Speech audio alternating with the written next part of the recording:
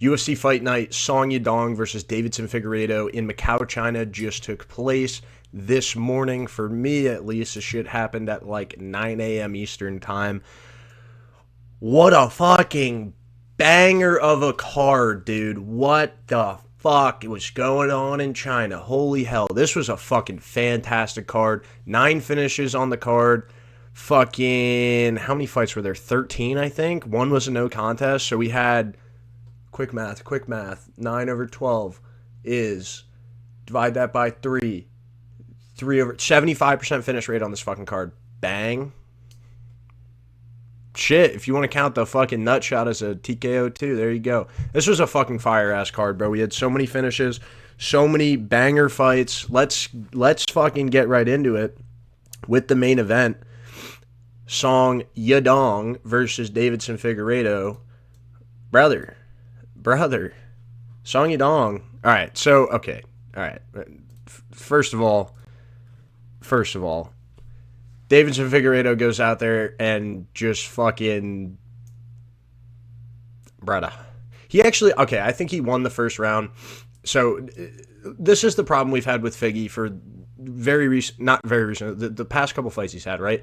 He just kind of goes out there and, as Bedtime puts it, he stands around menacingly at range. He doesn't throw anything. He's waiting. He's got his fucking right hand cocked, ready to, I guess left hand. He came out in southpaw to start the fight, just ready to throw a big bomb. But he doesn't throw anything. He sits there waiting, and he just doesn't throw anything. And his output is so pedestrian, and this fight opened up in that way, right? These guys are just kind of pitter-pattering at each other, trying to find the range. Granted, it's a 5-round fight. They're both, trying to save their gas tank. Song Yadong landing a couple of outside calf kicks, not really doing much, but just getting a little busy. Figueiredo actually ends up doing a little more damage. I want to say the first round strikes were literally like 6-9 in favor of Yadong, but they didn't do much. Like I said, Song Yadong was landing. He landed a couple of calf kicks, maybe one right hand, and Figueiredo actually landed a pretty good hook right on like the tip of his nose. I thought he broke his nose.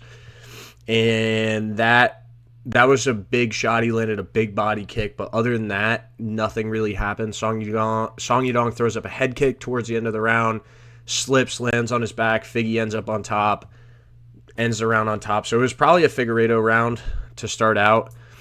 And then round 2, Yadong starts finding his range a little bit better. He's landing the right hand a little more consistently. He caught a kick from Figueiredo, landed like 3 right hands in a row right on his face. That was good.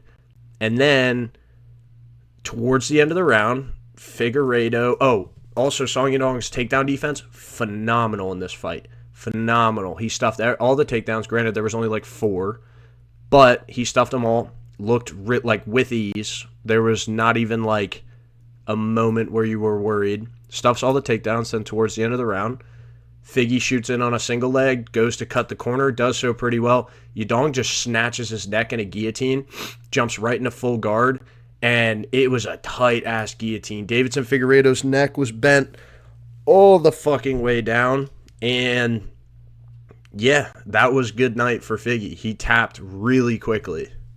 So this was it right here. Figgy dives in on a single leg. He goes to cut the corner, starts to get this takedown. Yadong, on his way down, latches up the guillotine. And you see here how this guillotine is over here on Yadong's left side. Figgy needs to basically hop over this foot of Yadong in order to get cross-body. But as he goes to do that, Yadong throws his leg up and catches him in his full guard here. And once you're in a full guard guillotine, it's really tough to be able to get out of that. Like, you're kind of stuck there until you can break that guard. And Yadong does a really good job. Like, he's almost about to tap already. So the thing with arm-in guillotines, a lot of people think, right, I've got my chin under the neck here. I want to be pulling up against the throat. But you actually, instead of pulling up, you're crunching down. You're crunching down. See the way that Yadong presses the back of his arm here into the top of Figueiredo's head?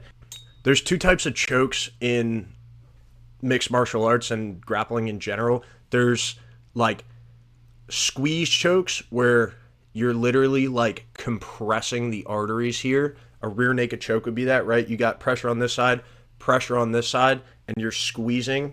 There's also chokes where you're essentially like crimping them. So think of this, right? If this was like an artery, right? Artery running up the neck, and I have, say, blood running through here, we can either squeeze this so that blood stops running through, or we can crimp it. And that's essentially what you're doing with this guillotine. If I've got this vein running down here, and I can get an arm across here and crimp the head down, you're going to essentially cut off all the blood flow. And that's exactly what he does here with this guillotine. He crunches down, finishes that guillotine. That's the perfect way to finish an arm in guillotine. Way too often do we see people trying to pull away and try and pull up into the neck. That shit doesn't work. You have to crimp their head down in order to finish an arm in guillotine. Song Yadong did that shit perfectly here. So yeah, this was just a phenomenal win for Song Yadong. Like, good shit. He gets a sub over Figgy. Pretty cool that he finished him with a guillotine. That's like Figgy's kind of signature move. He has, I think, 4 or 5 guillotines in his career. Song Yadong latches that shit up and finishes him. I mean, it was dope. I mean, we all knew that Song was going to win this fight. I thought he was going to win by a knockout or a decision. I did not think he would win by a submission, but there you go. So Song Yadong, I think an Umar matchup next would be cool. Dude, throw that on a fucking pay-per-view main card as like a feature fight. That's a dope-ass feature fight. I don't know, maybe an Abu Dhabi card coming up. Maybe a fucking, MSG card. I always say that, but like that would be a great addition to a card. Great addition to a pay-per-view. Could even be a fight night main event. I like Song Yadong versus Umar. So yeah, Figgy, I don't know what the fuck you do with him now. Like, he's not gonna win against anybody. He can beat some top 15 guys, but I think you feed him to a prospect, let somebody make a big name off of him, and then just retire, bro, or hang it up now, honestly. There's no chance of him ever getting back to a title at this point. He's fighting for money and legacy, I guess, but he's done. He doesn't throw anything. He doesn't do anything on the feet. He's the Chito Vera of bantamweight, even though Chito Vera's at bantamweight. So I don't, hang it up, bro. Hang it up. It's time to go. I don't know. I don't know what you do with him next, but fuck it. Let's move on. Zhang Mingyang gets fucking chinned by Alonzo Menifield. What the fuck, bro? I genuinely, first of all, Zhang Mingyang's chin, I was not wrong about this in the sense that he has a ridiculous chin because the punches that he was absorbing before he got knocked out were ludicrous. It was ridiculous. This dude's getting fucking bitched around for a full round. Just clean ass, heavy ass shots from fucking Alonzo Menifield, Pickles from SpongeBob, just landing right on Zhang Mingyang's block head, not doing a goddamn thing till finally he just had absorbed too many of them and he goes down. Like, if he had any semblance of striking defense at all, he would have been fine. He just couldn't defend against a single punch coming in his direction. So he's just getting bitched around. He honestly just got the fuck beaten out of him. This was a great fight, though, because like Alonzo Menifield did not give a fuck, did not respect anything coming back in his direction. Zhang Mingyang didn't have an answer for the power of Alonzo Menifield, and eventually he just absorbed too many heavy-ass strikes, and he goes down and he gets knocked out. Pretty fucking easily by Alonzo Menifield, honestly. This is twice in a row now that these are big holes exposed in Zhang Mingyang's game. I don't think that he is the prospect that the UFC wants him to be. Like, they really want somebody who's like an elite contender in this light heavyweight division in Zhang Mingyang, and he's just not, bro. He gets leg kick TKO'd by Johnny Walker, and now he gets fucking head TKO'd by Alonzo Menifield. So I think Zhang Mingyang is eternally going to be cursed to like just hang out at like the 20 to 15 range in the light heavyweight division, because quite honestly, he's not that bad. He's fairly talented. I just don't think he has the physical traits to be able to hang in this division. He's not very big. Like, you can see here, like in his picture compared to Menifield. Like, he's not a very big 205er. He doesn't have a long reach. He doesn't hit very hard. He's a decent, like, technical striker, but that's just not going to get you anywhere in the light heavyweight division, quite honestly. Like, dudes with power are just going to eat him alive. So I don't know what you do with him next. I mean, looking at the light heavyweight rankings right now, out of that top 15, you could maybe throw him like a fucking, Jesus Christ, I don't even know. Maybe like a Jimmy Crute matchup, somebody who's kind of slow, because that's the only thing Zhang has going for him, is he's kind of fast with his strikes, not in terms of like getting out of the way and being defensively sound. He's not fast in that way, but throwing strikes, he's fairly fast. So maybe you give him like a Jimmy Crute, maybe a fucking Rodolfo Bellato, somebody that's a little bit slow and isn't just going to fucking clean his clock immediately. Alonzo Menifield, fuck it, give him someone ranked, dude. Like, maybe you do him versus oh no, Johnny Walker's scheduled at the moment. Dustin Jacoby's not. He already fought Umar Sy. Maybe Navajo Sterling. Navajo Sterling's undefeated. Maybe you run that matchup. So yeah, this was just a fucking hood classic beatdown from Alonzo Menifield. Just beat the fucking shit out of Zhang Mingyang. There's not much else to say. So let's move on. He's back. He's fucking back. Sergei fucking Pavlovich knocks the fuck out of fucking alien boy Deiveson Figueiredo. Just knocked him the fuck out. Oh my god, I was so happy to see this, bro. Dude. First of all, got the Yadong fight right. Got the Mingyang fight wrong. Pavlovich got this one exactly right, too. I told you he was going to knock him out in the fucking first round, bro. Knocked him the fuck out. Sergei Pavlovich's build also is so bizarre because this dude is like, he's kind of short. Like, he looks short compared to Deiveson Figueiredo, but he's just like, throwing these looping overhands that just look like he has fucking fire hoses coming out of his arms. Like, his reach is ridiculous. And so Deiveson Figueiredo is getting backed up. He's trying to throw something, and Sergey just throws this ridiculous looping overhand that just like literally like doinks him with his like forearm across the head and like knocks his head fully to the side, like fucking stumbles him. And then that actually knocked him down. Sergey jumps on top of him, lands like a couple clean ground and pound shots. It was over in 30 seconds, 39 seconds. Like, the fight started out, they landed a couple of calf kicks maybe from Teixeira, and then just gets put out cold. He had 0 strikes, so never mind. He had no fucking business fighting Sergei Pavlovich, fighting this high up into the rankings off of a Tai Tuivasa win. Get the fuck out of here. So I'm just happy to see that Sergei Pavlovich, the first round fucking destroyer, is back. All right, putting motherfuckers away like he should. Ridiculous power, ridiculous reach from him. This was sick. This was awesome. So good for Sergei. What do we do with this motherfucker? Because he's fought a lot of the top like 10 heavyweights. He's already fought Aspinall. He's already fought Volkov and lost. He has fought Cyril Gane. I'm actually not sure if him and Cyril Gane have fought. Him and Cyril Gane have not fought. So, here's what I'm proposing. So we have this fun little matchup between Cyril Gane and Alex Pereira, right? Winner of that is obviously going to face Tom Aspinall. And in my last recap, when Volkov had fought, I said I would like to see Volkov fight the loser of Cyril Gane and Cyril Gane and Alex Pereira. However, either you do Sergey versus that loser, or you run the fucking trilogy I think it'd be a rematch between Sergei Pavlovich and Alexander Volkov.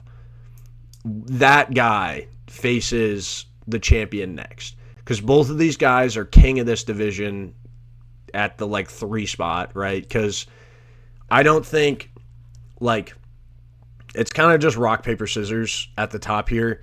I think Aspinall beats both of them. not rock, paper, scissors, but I think Aspinall beats Volkov and Pavlovich. He has beat them too. I think, like, looking, like, outside of Cyril Gane, I think, not even, okay, the top 4 in this division, Tom Aspinall, Volkov, Pavlovich, and Gane, they beat literally everybody else in the division. So it just gets kind of weird towards the top of heavyweight because you have these guys that have just been around for forever and just will continue to be around because they're the most talented ones in that division. So maybe Pavlovich versus Volkov. Winner gets the loser of Gane versus Pereira. That's how I think you settle that. Maybe a little bit unfair to Volkov because he is on like a bit of a win streak now. 2-fight win streak. But he's... like, bro's 5 of his last 6 fights are wins. That sucks if he doesn't get a title shot off of that, or at least, like, a number 1 contenders fight. I don't know. So, yeah, I think Pavlovich versus Volkov should be next. Taliesin Teixeira needs to fucking get cut. Actually, nah. He's still, like... No, he sucks. I'm not even going to give him any credit. He fucking sucks, bro. Like, he's actually dog shit. Put him up against fucking Shamil Gaziev next. Like, who fucking cares? I really don't care what you do with him next. He's not good. So, let's move on. Kai Asakura fucking puts Cameron Smotherman away bad. Exactly like I said. Exactly like I said. Cameron Smotherman doesn't move his feet. He's a blockhead. He's stuck in the mud. Doesn't move around. He's going to get knocked out. Kai Asakura looked way more dynamic, way faster, exactly like I said. Hits harder. It was a guaranteed lock that he was going to win by knockout or a decision. I picked him by a knockout. He gets it done by knockout. He looked dope. He looked sick. Kai Asakura is so fucking cool. I love this guy. His striking is so fun. He had his best move that he had there was like he kind of dives, like he came in with like a jab, switches stances, and lands a right hook. And it was just beautiful. Popped him with that, kind of wobbled him. Then he moves in. I don't even remember the combination he landed that put Smotherman down. Smotherman pops back up and just gets cleaned again, like bad. Like staring down at the canvas, doesn't know what the fuck is going on. Put out bad. This was another one that was just it was a quick fight. It was over before it started. So I'm really happy that Kai Asakura won. We all knew it was going to happen. I just don't know if I expected it to happen that quickly. But I think you got to give Kai Asakura somebody ranked at bantamweight. If Kai Asakura can actually be like a real contender at bantamweight, then it's like a mini welterweight division again, bro, because you're going to have so much talent at the top of this division. Bro, looking at this right now, fucking feed me this through a tube. Give me Peyton Talbot versus Kai Asakura. Tell me that wouldn't be fucking sick. Kai Asakura versus Peyton Talbot. That would be a dope-ass fucking striking matchup. I want to see that so fucking bad. Oh my God, please give me that fight, bro. Peyton Talbot versus Kai Asakura, we need that to happen. Dope strikers matchup. That would be fucking perfect, all right? You can't tell me you wouldn't enjoy that fight. You can't tell me that wouldn't be absolute fucking cinema, all right? Fuck it. Cameron Smotherman, don't care. He's doo-doo. He is fucking doo-doo. Fucking, I don't know, feed him to Bryce Mitchell so he can go get submitted. Fuck if I care. All right, let's move on. Jake Matthews versus Carlston Harris. Again, oh, Jesus, what's going on? Another one. Played out exactly like I said. I knew Jake Matthews' grappling was going to be too much. His boxing was going to be too much. He comes out, beats up Carlston Harris in the first round, opens up the second round with a knockdown, attempts he gets on his back, he's trying to sub him. Carlston Harris had good submission defense, and he wins via grapple fuck for the next 2 rounds. And people were bitching on Twitter about how, like, oh, Jake Matthews doesn't have any finishing instincts. Bro, He damn near fucking 10-8'd this motherfucker in rounds 2 and 3. One of the judges gave him a 30-25 scorecard. I'm sorry, did you not see enough fucking finishes on this card? Did you not have enough? Did you not get your fill of knockouts and submissions with the 9 that were on this fucking card? Watching Jake Matthews literally make Carlston Harris look like a fucking victim for 3 rounds. That wasn't enough for you? Bro, this was sick, and I don't want to hear shit about it. He beat the fuck out of him, bro. Beat the fuck out of him. He camped in half guard for a bit, but he's just landing great ground and pound, taking his back, threatening submissions, beating him the fuck up. Landing good ground and pound, too. He's looking to do damage. It wasn't like he was just laying on top of him. He had a Kimura attempt. I don't remember what fucking round that was in. That's crazy they don't even give him a sub attempt for that. But that was a dope-ass fucking win from Jake Matthews. We got this fight right, of course. Knew it was going to happen. His grappling was too much. His boxing was too much. When it was on the feet, he was winning. When it was on the ground, he was winning. Carlston Harris didn't stand a fucking chance. Jake Matthews, what do we do with him next? I don't know. I got to take a look at these welterweight rankings because there's a lot going on at welterweight. I don't know if like you can. I don't think you don't give him a ranked opponent off of this fight. Where do they even have Jake Matthews in these rankings? I'm looking at Tapology right now. Damn, he must be low. They got Jake Matthews all the way down at 37. So definitely got to give him somebody higher up. He's already fought and lost to Neil Magny. Stephen Thompson's not coming back, I highly doubt. Temba Garimbo just retired. Man, maybe a Sam Patterson. Sam Patterson's coming off of a loss, but I feel like that would be a really, really interesting matchup.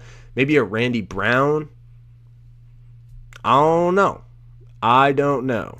But Jake Matthews, give him somebody just outside of that top 15, in my opinion. If he wins that, give him somebody in the top 15. Great win from Jake Matthews. He looked really good. He looked a lot more patient and a lot more in control than he did in that Neil Magny fight. Because he almost won that Neil Magny fight. Like, if you remember, he had him in a guillotine, I believe, and it looked like the ref had stopped it. It looked like he had gone out, but he didn't. So there was a huge adrenaline dump. Jake Matthews ends up getting submitted later in that fight. A lot of controversy. So I'm happy to see that Jake Matthews came out here, did his thing, won exactly how he should have won. He followed the game plan perfectly. All right. Good for Jake Matthews. I don't give a fuck what you do with Carlston Harris next, quite honestly. So let's move on. So this was actually the first fight that I tuned in for. So like I said, the shit was at 7 a.m. I woke up at like 7:10, and I turn on the broadcast, and I just see Alex Perez. Alex Perez fucking throwing up into a bucket. I was like, what the fuck happened? I rewinded it. Dude, the nut shot. Oh, that was a brutal one. It was right, like, toes on the sack. Ow. All right. I do think that Alex Perez won the first round. I feel like he landed the better shots, and Sumit Warji looked good, and it looked like it was kind of trending in the direction that he was going to win that second round. He was winning the second round. I definitely think Alex Perez won the first round. But, yeah, this one ends in a no contest because Alex Perez got kicked in the nuts really bad. You know what's actually really funny? So when Cody Garbrandt got kicked in the nuts recently and was also throwing up into a bucket, Alex Perez was in his corner.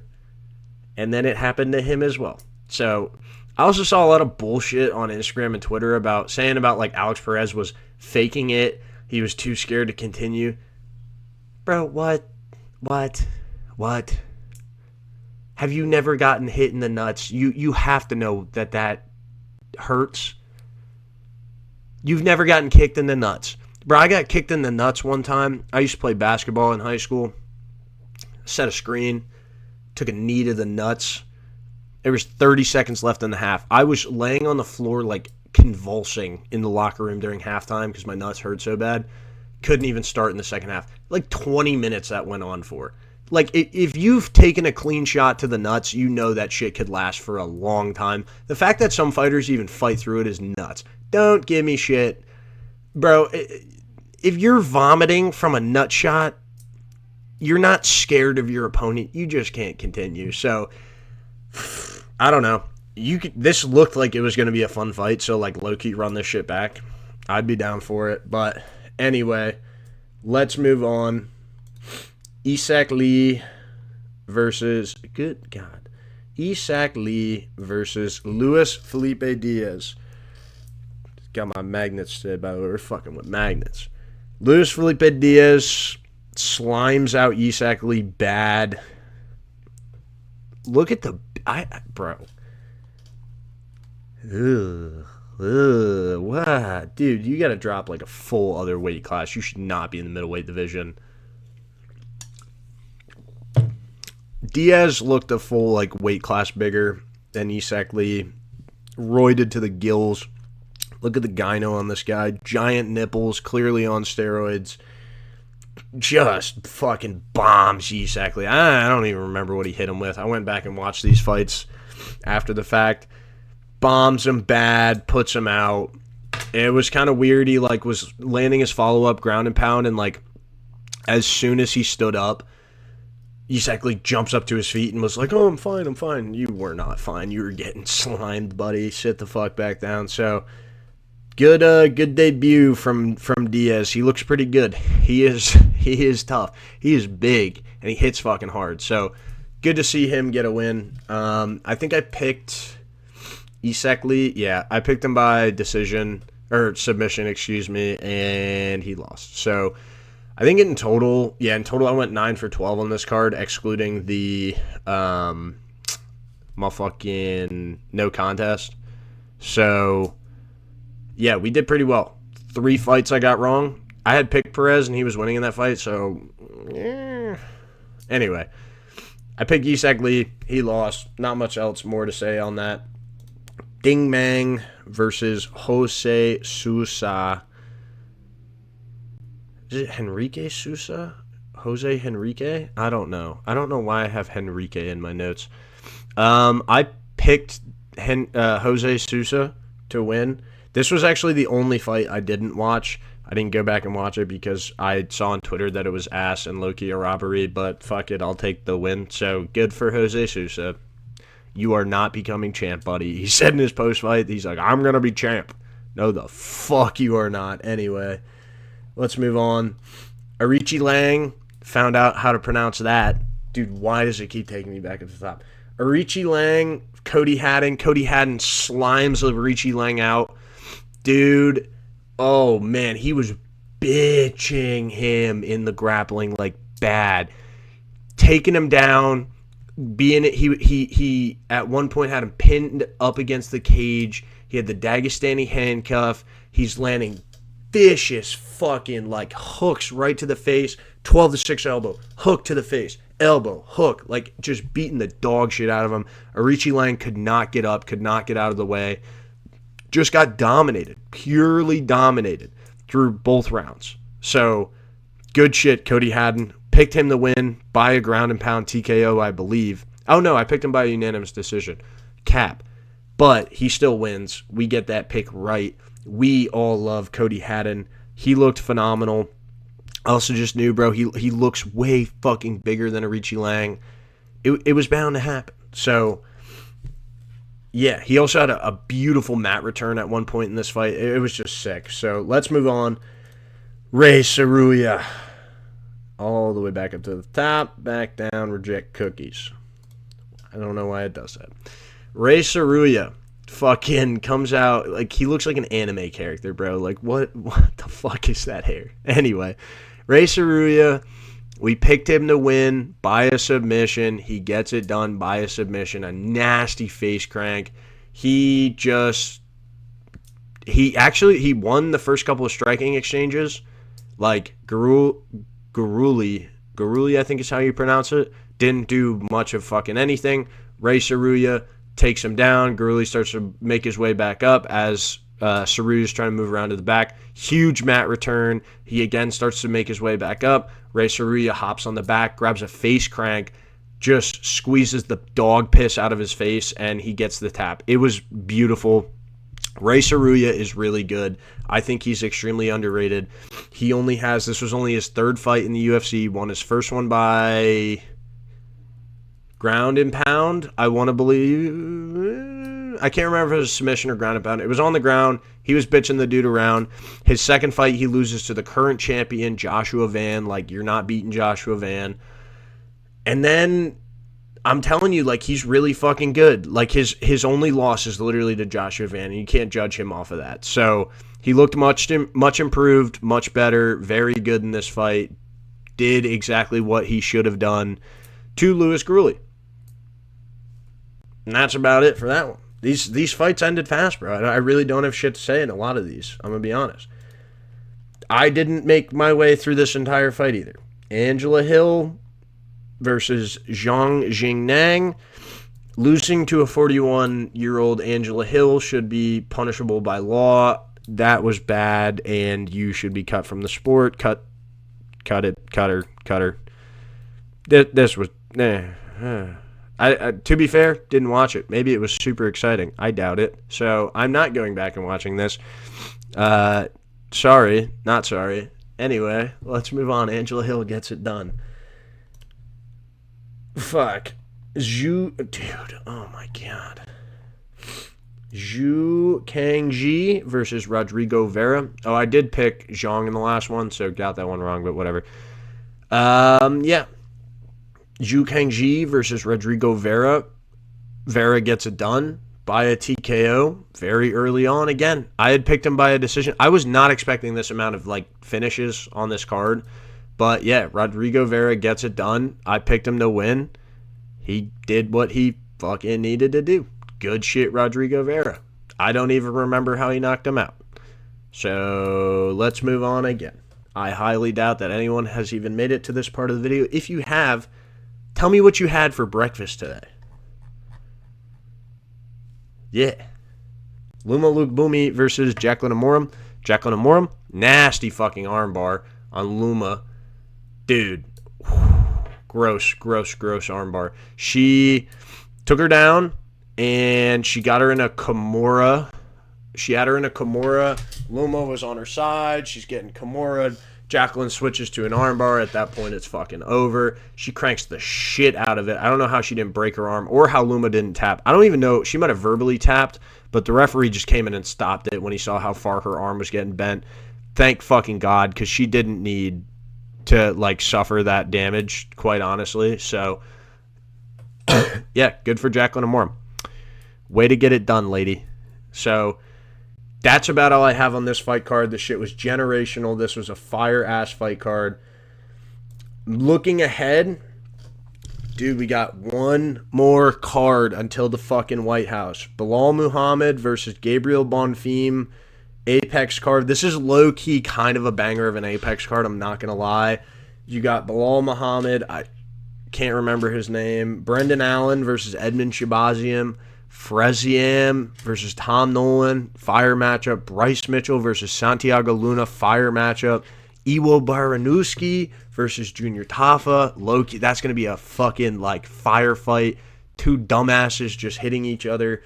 Matt Schnell is fighting versus Alessandro Costa. Marcus McGee versus John Yanis. Bruno Silva versus Edgar Chairez. Jordan Levitt, Joe Anderson Brito. But these fights are low-key fire. Like, this is going to be, I think, one of those Apex cards where you're like, all right, that shit was kind of tough. You know what I mean? So, that's all I got for this video. I hope y'all enjoyed. Let me know what you think down in the comments, your thoughts on this card, what you think some of the matchups should be moving forward. And, yeah, I'm gonna do a prediction for this next Apex card. But other than that, guys, I hope y'all have a great one. I will see you in the next one. Peace out.